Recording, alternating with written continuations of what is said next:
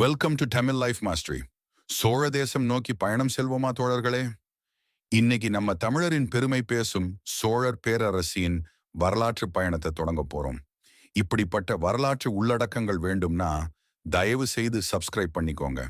நம்ம ஒவ்வொரு பார்வையும் நம்ம தமிழ் வரலாற்றை பாதுகாக்கும் சக்தி. தென்னிந்திய வரலாற்றில் அழியாத தடம் பதித்த வம்சம்தான் சோழர் வம்சம். கியோமு காலத்திலிருந்தே இருந்தாலும் மிகப்பெரிய எழுச்சி ராஜராஜ சோழன் மற்றும் ராஜேந்திர சோழன் காலத்தில் ஏற்பட்டது.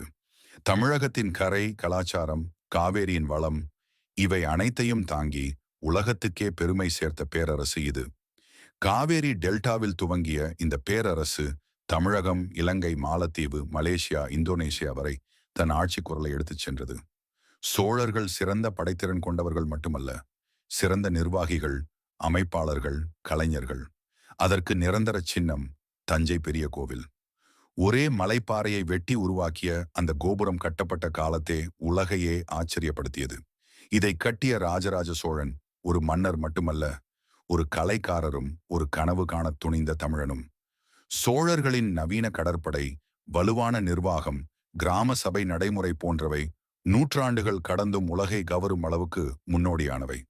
அவர்களின் ஆட்சி காலத்தில் கலை, வேளாண்மை, இலக்கியம், வர்த்தகம் எல்லாமே உச்சியை தொட்டன. இந்த பயணம் இங்குதான் முடியாது. அடுத்த காணொளிகளில் நாம சோழ பேரரசின் மன்னர்கள், போர் வரலாறு, கடற்படை சக்தி, மறைந்த மர்மங்கள் இவற்றை விரிவாக பார்க்க போறோம். இது தமிழ் லைஃப் மாஸ்டரி. தமிழரின் பெருமைக்கு நாளையும் நாமும் கதையாக நிற்போம்.